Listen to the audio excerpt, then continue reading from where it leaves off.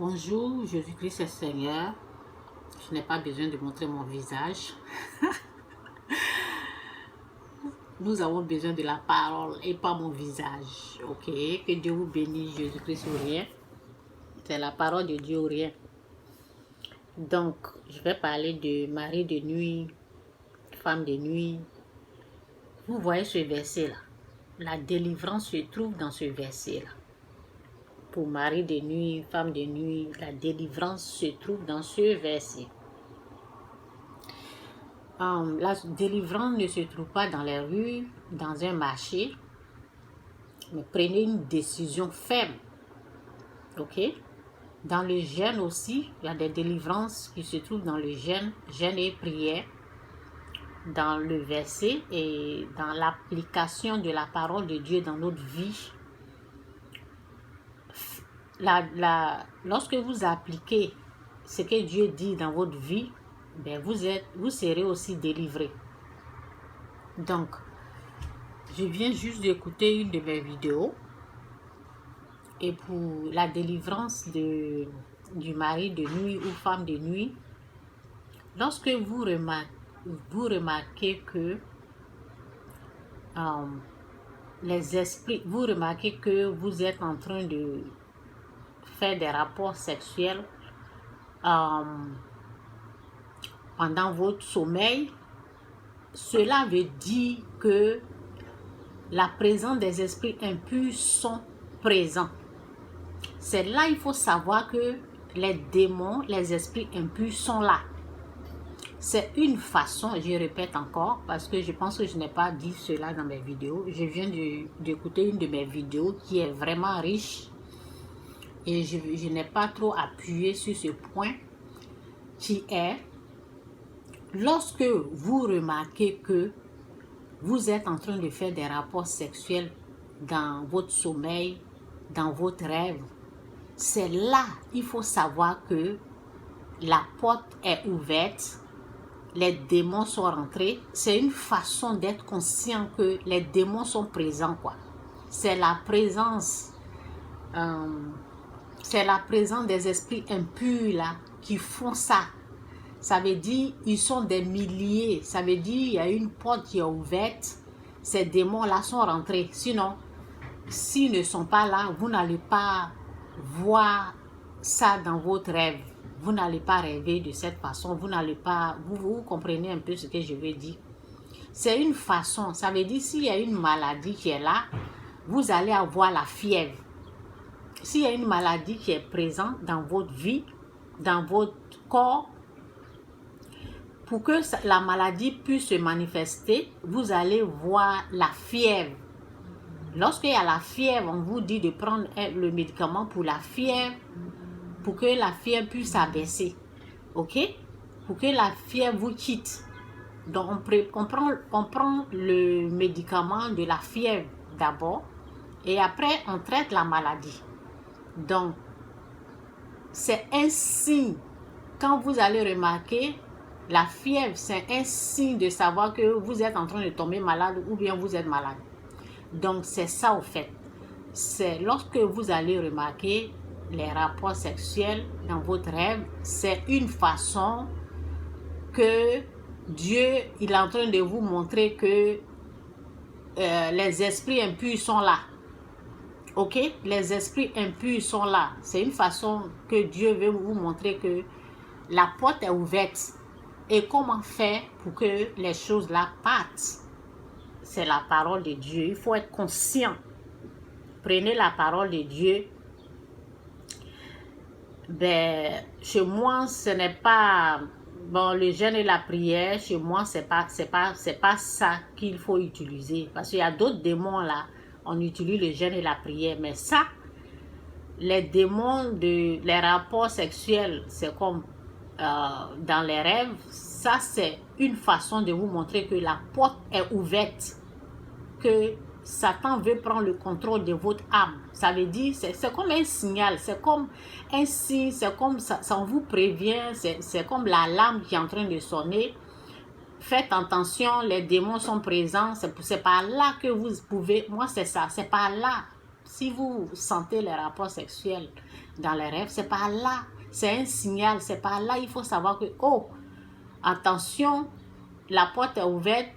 Les démons sont présents. Les esprits impurs sont là. Qu'est-ce qu'il faut faire pour qu'ils puissent partir? Bon, voici la parole.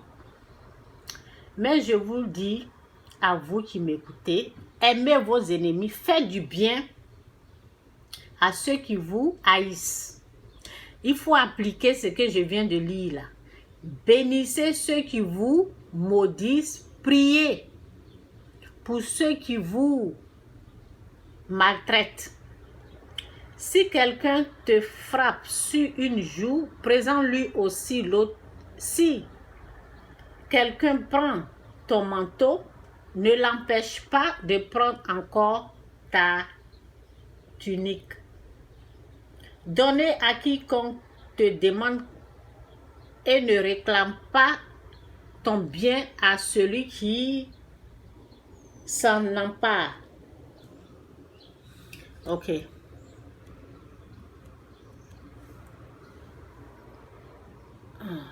Ok, celui qui s'en empare, où ça y est? Celui qui s'en empare, donc je suis ici. Ce que vous voulez que les hommes fassent pour vous, faites-le de même pour eux.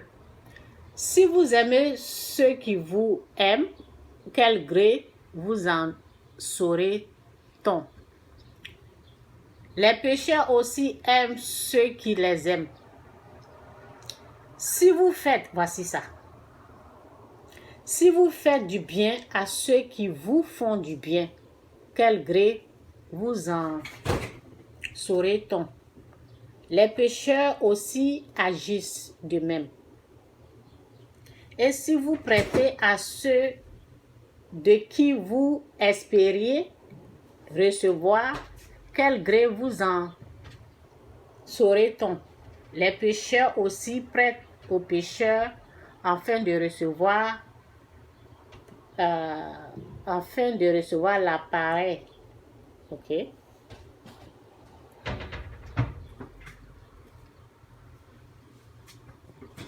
Mais, voici ça. Tout ce que je suis en train de lire, appliquez ça dans votre vie. N'écoutez pas, ok? N'écoutez pas seulement, mais mettez ça en pratique. Revenez sur cette parole de Luc 27 là, jusqu'à 35. Appliquez ce que je viens de dire. Et puis je vais ajouter quelque chose d'autre. Et puis je finis cette vidéo. Mais aimez vos ennemis, faites du bien et prêtez sans rien espérer. Et votre récompense sera grande. Et vous serez fils du Très-Haut.